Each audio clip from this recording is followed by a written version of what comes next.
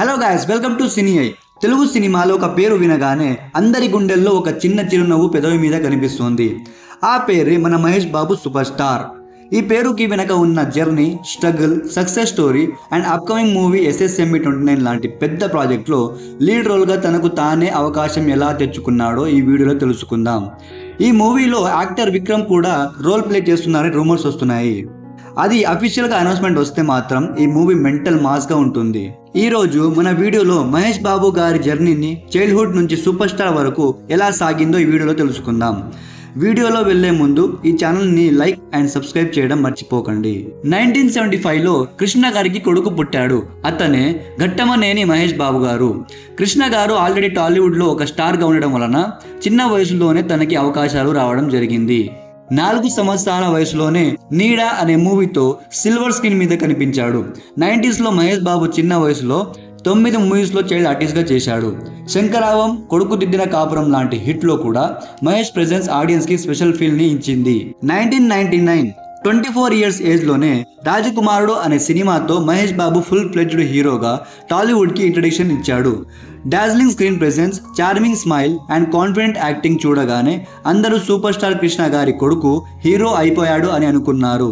Movie పెద్ద hit అవ్వడంతో best male debut award కూడా వచ్చింది. కాకపోతే నెక్స్ట్ 2-3 సంవత్సరాలు మహేష్కి చాలా అప్స్ అండ్ డౌన్స్ వచ్చాయి. కానీ మహేష్ బాబు తన ఓటమిని ఒప్పుకోలేదు. యువరాజు, వంశీ, టక్కరి దొంగ, ఎక్స్పెరిమెంటల్ మూవీస్ బాక్స్ ఆఫీస్లో యావరేజ్ ఫేర్. బట్ మహేష్ గారు ఒకటే నేర్చుకున్నాడు, every movie is a lesson. మనకు తెలిసిందే కదా, ఆయన మైండ్లో ఫిక్స్ అయితే బ్లైండ్గా వెళ్ళిపోతారు, ఎవ్వరి మాట వినరు. Then came 2003 the game changer. Okkadu గుంటూరులో kabaddi player, faction background and powerful విలన్ని ఫేస్ చేయడం. ఒక్కడులో మహేష్ పర్ఫార్మెన్స్కి అందరూ షాక్ అయ్యారు. ఈ మూవీతో ఇండస్ట్రీలో మహేష్ బాబుని మాస్ ప్లస్ క్లాస్ హీరోగా డిక్లేర్ చేశారు.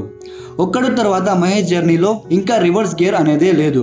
అతడు, Pokiri, Dookudu, each film become a milestone. 2006లో పోకిరి రిలీజ్ అయింది. It change the definition of heroism. Mahesh has Pandu, stylish, fearless and unpredictable. Director Puri Jagannath స్టైల్లో మహేష్ ఎలివేషన్ సీన్స్ ఆడియన్స్ని థియేటర్లో కూర్చొనివ్వలేదు. ఎవడు కొడితే దిమ్మ తిరిగి మైండ్ బ్లాక్ అయిపోద్దో ఆడే పండుగాడు. ఈ డైలాగ్ ఎంటైర్ యూత్లో క్రేజ్ వచ్చింది. పోకిరి బ్లాక్ బస్టర్ తర్వాత మహేష్కి ప్యాన్ ఇండియా అపీల్ వచ్చింది. ఈ మూవీ రిలీజ్ అయినప్పుడు కృష్ణ గారు అప్పట్లోనే 300 డేస్ ఆడుతుందని చెప్పారట. అదే నిజమైంది.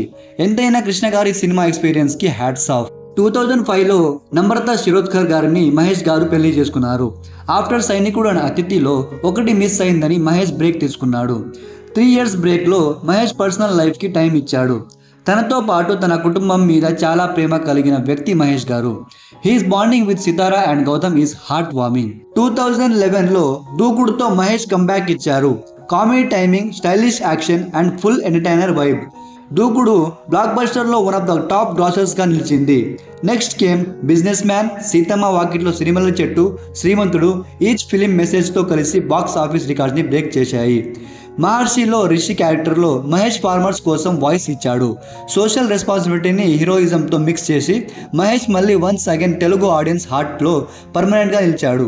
2025లో మహేష్ బాబు త్రివిక్రమ్తో తీసిన గుంటూరు కారం ఫ్లాప్ అయింది. అయితే డిసప్పాయింట్ ఉన్న fans eagerly waiting for Rajamouli and Mahesh combo. World wide sensation అయ్యే ఛాన్స్ ఉంది. అంతేకాదు, ఒక్కొక్క జర్నీ ఒక్క inspiration. 40+ years of career, 25+ movies, 10+ awards, లక్షల మంది ఫ్యాన్స్. ఈ సూపర్ స్టార్కి జర్నీ ఇంకా అవ్వలేదు. ఈ స్టోరీ ఇంకా ముందుకు వెళ్తుంది.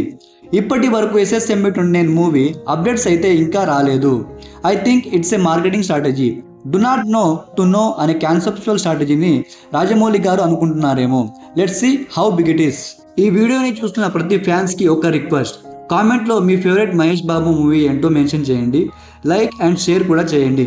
అండ్ మర్చిపోకుండా మా ఛానల్ని సబ్స్క్రైబ్ చేయండి. Thank you all.